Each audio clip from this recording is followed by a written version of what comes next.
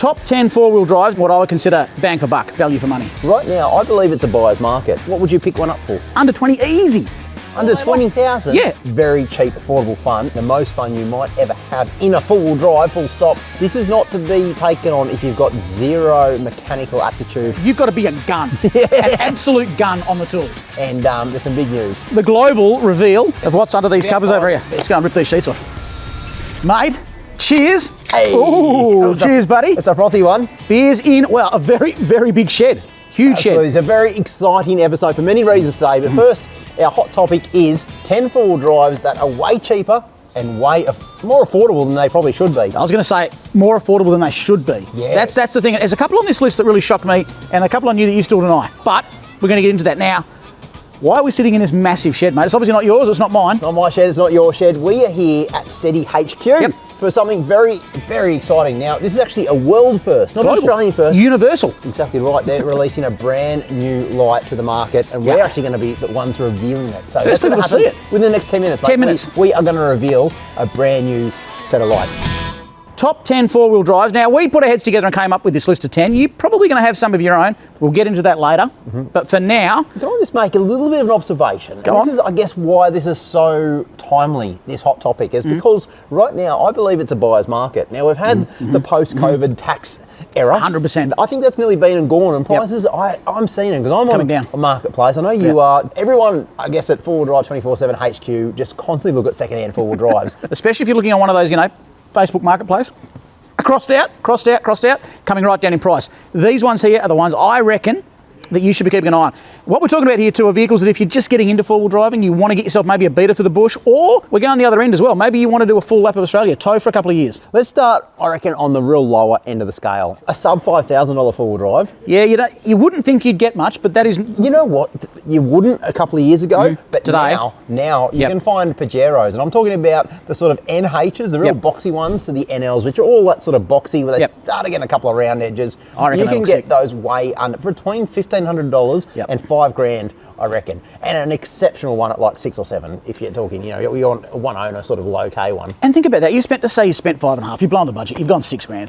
Imagine going to 10 with accessories. An incredible four-wheel drive. And you'll go anywhere in Australia. In fact, I'd put it out there. The challenge would be to build one under 5, which I guarantee you could do, that will be reliable and get around Australia. That's the sort of bargains we're talking about now, where that vehicle should be a $10,000 vehicle because it's reliable, it's relatively capable. You can make that thing to a super tourer for a real beer budget, and that's what it's all about. It's just not that cool. All right, let's...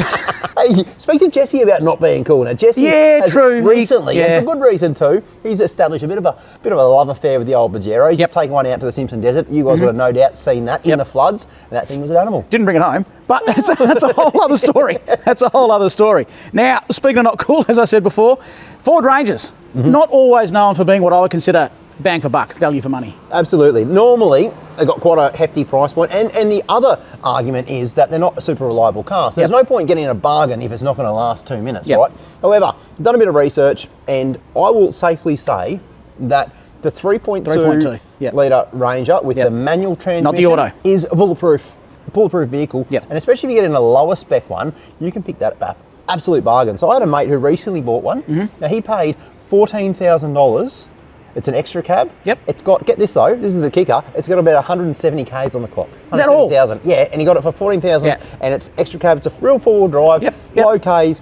Thing's an animal. It's got tyres and lift already on it. It's ready to go. Did it come with the monster can and a backward cap? It did. It did, yeah. And it just gets extra, obviously. But and I reckon that's an extra cab, right? Single cab is going to be probably cheaper to some degree.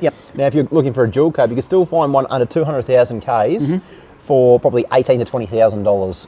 We've put our money where our mouth is and we've jumped on Grays. They're a massive online auction site that also has a bunch of car yards around Australia. Their website makes it super easy to bid on used four-wheel drives, and you can check out the car in person before you buy or place your bid. Plus, they do more than just four-wheel drives. They also do caravans, workshop gear, motorbikes, boats, and even wine. But of course, today, we're looking for some great deals on four-wheel drives. Here's an example right here, mate. 2016 XL 4x4 PX2, turbo diesel manual. Look at the price. That's the current bid. The current bid, obviously it'll go for more than that. Sure. It's at $3,000 at the moment. Now, this one's quite tastefully modified. I mean, it's got a tray, it's got a bar, it's got side rails, steps. Snorkel. aftermarket wheels on it, snorkel, lights. I mean, it's ready for action. I mean, if you pick that thing up for, between 15 and 20, which I think you will, roughly 140,000 Ks on it. So that's what I'm talking about. These sort of low kilometre examples that you can get your hands on for a bit of a steal. Now, if you're in the Hilux market, right? And you're getting an N70 Hilux, that'd be 20 plus straight away. Straight away. And it would have probably double the amount of kilometres, and the injectors might be half shot in already. Now, people are going to say, look, Rangers don't get a really good, probably rep for being the most reliable vehicles out there. But like I said, the autos have a lot of issues, not the manuals. So I reckon that is the pick. What have we got next, mate? I'm going to say a Land Cruiser, right? Yeah. And for good reason too. I get it with this one. Yeah, I'm talking about a 100 series Land Cruiser, and everyone's probably thinking the FTE, blah, blah. No. I don't think that represents great value for money. I think a lot of people sort of push the price up of those. It's a fantastic motor, but the best value, I think Land Cruiser full stop, was got to be the V8 petrol 100 series. Which I reckon you can pick up easily for $20,000. You can get yourself a really gorgeous example. I mean, you can even get Saharas for the early 20s. Really? Saharas. Okay. It's got the leather seats, it's got the windows, the sunroofs. They're spacious. They're good. And then you're thinking, oh yeah, but it's a V8 petrol, right? Surely they're not going to be great on the juice. Well, they're not going to be great. Let's be fair. They are, but they're going to be way better in terms of, if you're picking that thing for 20 grand, an FTE is a minimum 30, let's just call it a $10,000 saving you're going to make. The makeup on that in terms of in fuel is 15 years. If you hold on to it for that long. Exactly. Maybe. Exactly right. And then you've got running costs. Running costs for a petrol versus diesel. We all know how that goes. Way better. Oh, but you can't do water crossings. Yes, you can. Absolutely, you can. Of course you can. There's no difference. It's do whatever you want to do with them. So, and I mean, these things come up and they are hard to shift because of that stigma that sticks with them. But let's just talk about one other car if we can for a second. I know this is going to be controversial. Y62 Patrol. I've always maintained they are good value for money. These days, not so much with the Series 5. But if we go right back to 2013, the Series 1 that first came out, it was met with some terrible reviews. It was not getting great fuel economy, and it was the look or the stigma. The look wasn't great either. I will be honest. When you buy a Nissan, all your mates don't talk to you and stuff. The look wasn't great either. When it first came out, though, the first few models had some timing chain issues. So combined poor fuel economy, it did look pretty ugly, and then they had timing chain issues. That Series 1 was not a popular vehicle. However, it was fixed after the first few months of it being released. Right. So the Series 1 and the Series 2 now can be picked up for an absolute bargain. You're still getting the same VK56 motor. It's still a modern big SUV. Yeah, right. And you're paying bugger all for them. Little trick for you. The Series 3 came out with a slight engine modification from factory that allowed it to get slightly better fuel economy. Yeah. In urban driving. Nerd. Yeah, it is. Wait, here's another good fact for you, because it's not the Series 1 or the Series 2 I'm going to suggest you look up. It's the Series 4. Series 4 came out to great acclaim. Looked a bit better. Had nicer paint, but Nissan for some reason decided to go all eco-friendly, and they used what they called an eco paint, and it didn't stick to the metal very well, did not adhere. You can pick up an S4 now with delaminated paint, looks like a snake that shed its skin. Grab yourself one of those, absolute bargain, because the owner can't get rid of it, it's out of warranty. Who wants to buy a car with no paint on it? Yeah. Put a wrap on it. And you've suddenly got yourself into the Y62 market, VK56, wrap it for a couple of grand. You're a little bit more clever than you look, mate. There you go. What would you pick one up for? One of the early ones? Yeah. Under 20, easy. All Under day long. 20,000? Yeah, all day long. Yeah. For a Series 1, all day long. That's a bargain. It is a bargain. Maybe have some higher kilometres on it. Series 4 with paint issues. Yeah, you might be paying a little bit more for that. 30? With paint issues, yeah. Yeah, but still. Put a $5 wrap on it, $3 wrap on it. It's like a new car. Good to go. It's like a new car. Oh, it is a new car. And if you pick one with like lowish sort of Ks, you can't really go too wrong, can you? Oh, look, I'm going to probably change angle and tact just slightly, and probably go down the route of very cheap, affordable fun, and the most fun you might ever have in a four-wheel drive, full stop. I'm talking about a Suzuki, but not the Suzuki you're thinking of. Yeah. So you're probably thinking of Sierra, right? And everyone would be, because that is probably the pin-up girl of the Suzukis. I'm going to say pretty ugly pin-up, but anyway. The early Vitaras. So the sort of 91, they had 1.6 litre. I'd go the fuel injected. Of course. The fuel injected 1.6s, which are in the early 90s. When I was younger and getting into it, I had a Sierra, right? And we used to call the people that had the Vitaras, they were like the hairdresser version. Right. Car. However, nothing wrong with that. Okay, they're an IFS vehicle. But apart from like the obvious, I mean, they have a lot more going for them than the old Sierras. They're quieter, they're better on the road, they've got more power. Everyone in a Sierra puts the 1.6 conversion in there. Yes, that was very, the best thing is you can pick these up super cheap, like under $5,000 for a Vitara. It makes a fantastic first vehicle. And like I said, they've got the 1.6 in it, so they've got enough power. They can sit on the speed limit, which is a plus in Suzuki world. Now, mate, speaking of Zooks, if you were to put a Zook on roids, it would turn into what I think the next vehicle is. And I think before we announce what the next, we'll put the next two, we'll put them together. Sure. Because they're in the same boat. We'll put a little precursor, a little warning out there. Yep. This is not to be taken on if you've got zero mechanical aptitude. Very true. In fact, if you've got no yearning to even learn how to use tools, Probably not the vehicles for you. stick away from them. Especially the first one, because I think a lot of people do get carried away with the name and think, I would love to be a beep owner. But unless you can spin a spanner, I probably should own a Jeep. Look, and of the Jeeps, I'm going to go the XJ Cherokee. Because Sexy looking vehicle, if you ask me. they Sexy really looking are. vehicle. They're stupidly capable. Yep. Unfortunately, they're super unreliable as well. And the other vehicle is Land Rover The old Disco. Discovery, Yeah. 1 and 2. Yep. And again, this is where Another good looking vehicle, in my humble opinion. these vehicles are stupidly capable, Yeah. yet it's like they put them together on a Friday afternoon. They did. The wiring wasn't there. Like, there's a whole stack of Oil inherent leaks issues. are inherent, yep. Exactly right, where they get hot, the auto's go on them. Yep. There's a million different problems. But like I said, if you're half-watt mechanical, you can pick up an XJ Cherokee for $1,500, and I'm not even joking. Yep. Now, that's a cheap vehicle that could go and drive some of the hardest tracks in this country. Yep. The Disco's 1 and 2, again, stupidly capable. We're talking live springs, coils all around, just like the Jeeps. They're capable. Again, they have some issues, but if you pick them up cheap, Yep. I think, and you're willing to get your hands dirty, spin some spanners, Yep. fantastic. And you've also got to accept you're going to have delay. There are going to be issues in your life with this vehicle. Oh. If you've got to catch a flight, leave the day before. Don't try and get to the airport 5 minutes before your flight, because that vehicle will break down. There'll be times where you're driving them and you'll outdrive just about every vehicle on the track. You think, how good's this? But there'll be days you're not going to get to the end of the track. And there's days that everyone high fives at the end of the track, See goes ya. home, Yeah. and you're stuck on the track Yep. because the thing's Yep. broken down. Mate, I don't want to break up the party just yet, but how about we get the party actually started? 10 minutes is up, and it is time for the global reveal.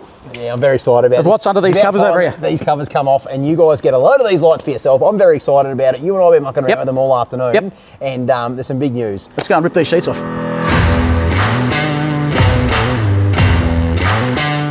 Here they are, mate. The STEDI Pro Plus lights. These things are phenomenal. Can I let you in on a little secret here? When I first saw all three of these, I thought, that's cool, they brought out 3 new designs. Nah. They haven't. They've got one design that you can customise to suit your particular needs, because your lights essentially are the personality of the 100%. vehicle. They're the eyes. I like to try and colour code stuff. I like to pick up a little running theme on the vehicle, and you can do that so easily. In fact, if you choose all the different combinations you can choose from, there's over 1,000 different end results of lights you could end up with. Look at these ones. Yeah, that there is the exact same light as that one right there. Exactly right, and they're shooting out Massive lumens. massive amount of light. But Yep. what is really clever, the floodlights are at the bottom. Yep. They're tuned about 80 metres wide at the front of the vehicles, and they've done a lot of testing behind the scenes to make that work. Then, come over and look at these ones here, mate. To give you an idea of what you can do, obviously we've got the orange or amber cover on here. So all you need to do, rather than buying a whole new set of lights, get some side panels, get a new bezel on the front. And or maybe you don't want to run a cover. You can give your whole vehicle another look. Totally different look. The great thing too is you can jump online to the STEDI website and muck around with these, design your own, play around. That's cool. As good as that. Now, we have had a bit of a play. Check these out. Righto, mate. Where do we even start? So that's yours, obviously. Mine. What are you putting yours on? 200 series. Okay, so it's got to, I think when you build these, you've got to be thinking about your vehicle. Of course it is. It's the personality of a vehicle. 100%. It's the eyes. It's the eyes, yeah. So I'm going to put this on a 79. Okay. So straight up for me, 79s are simple. I'm just going to go the old graded option here. I think That's pretty cool. It's sort of got that retro vibe to it. It has. I'm actually It looks gonna sick. go exactly the opposite. I was going to go rugged, but I'm going to go for a more modern, sleek design. So, because it's a newish sort of vehicle, and I want people to know I'm still rock and roll. So I'm going to go in the middle. Yeah, that's a nice colour. Yeah, that would be perfect. So it's got that nice, sleek, modern look, but with the rugged sort of. What about your sides? Lines in What are you the- doing for sideburns? Well, I haven't got there yet. Oh, that's true. You've got a boulder in.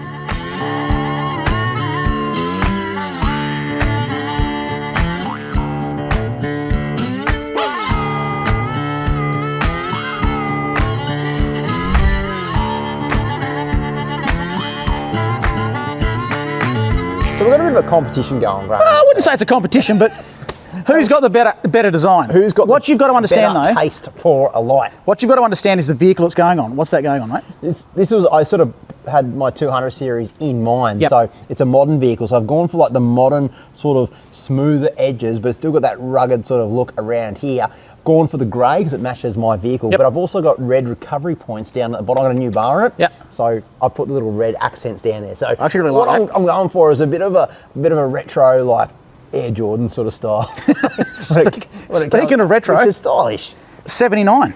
Hey, check it out. Yeah. Old school grade on the front, I've got a bit of sandy top on the side and just kept it quite minimalistic, just like a 79. For me, taking the covers off, I'm getting old. Getting in and out of my vehicle is getting harder. If I don't have to take the covers off, that's fantastic. That is fantastic. So I reckon they just look smick, and they're going to look right at home on the front of the 79. No, you're right. I think that's probably the right light for that vehicle. Yep. In the comments down below, let's make a bit of a competition. You're the one that brought it up. Who has done a better job of designing a light for... It's like a fish. If you hold it out further, it gets bigger. In the comments down below, you can spell Graham Graham. So get voting, and obviously if you vote for me, you'll probably get more points. So you might have a better chance of winning. Up to you guys. Put it in the comments. We've got 5 sets to give away. Get typing down below. I'll have either set 100%. on my rig. 100%. Righto, I reckon. Let's go back a step, right? Now, a lot of people, especially when they're getting into a vehicle, you know, they might have sort of 10 grand to spend. And imagine, you're a tradie. It's a good budget. Well, it's a great budget. I mean, it's a healthy budget, but you want something reliable because you want to drive it to work every day. You might be a tradie, needs to carry all your stuff. Plus, of course, you want to take it out on the weekend. You might have a dirt bike. So you're probably thinking like a dual cab ute, but you're thinking, wow, they're so expensive. So expensive, We've got a bit of a solution, the old RC Colorado. Straight up, you're looking at that 4JJ motor. That thing is legendary. Have you seen them when they retrofit into those boats in Thailand? Mate, any diesel motor that, you know, it comes out stock, but they can boost the absolute living lights out of that thing, and they still keep them semi-reliable. You know you're in a good thing. They're cheap to run, cheap to service, cheap to own. It's a no-brainer, in my opinion. We actually did a bit of research behind the scenes on greys, and here's what we found. And this one is ending right now, basically. So, it's at, you know, just over 5.5 grand. It'll probably go for well under 10, I reckon. And under 10? Yeah, and it's a fantastic vehicle. And look, it's got bar, it's got spotlights, it's got a snorkel, you've got yourself a tray, you're ready to go as a tradie. And you could put a bit of canvas over the side of that, it wouldn't be super expensive, and you've got yourself a canopy. I mean... And you're good to go. Yeah. You're travelling. And I still think it's a good-looking vehicle. I do not mind the look of that thing at all. In fact, I think it looks quite tough. Yeah. Mate, I don't think, now you're probably not going to agree with this, I don't think we can have this conversation without talking about my old favourite, the GQ Patrol. Oh, okay. What you're going to find hard, though, is finding a decent one, like rocking horse poop. And in my opinion, people, as soon as it's got that TD42, people go, oh, great, that's worth, it's a $400,000 vehicle. Incorrect. Incorrect. But there's another version. You can look for the TB42. Now, I used to own a short wheelbase Petty, TB42. Awesome little vehicle, love to drink, just like me, but I'm not talking about that. I'm talking about someone that wants to get into wheeling.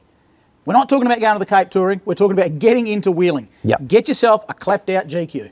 Honestly. Yeah, look, why not? You're going to dent it, you're going to scratch it, you're probably going to put it on its side, you're going to have a barrel of laughs doing it. And they're so bloody capable on a beer budget, though. I mean, you don't need 2 lockers, you just need a front locker in that thing, put some tyres under it, a basic small lift, like a 2-inch lift, and that's basically Daryl, what I've just described.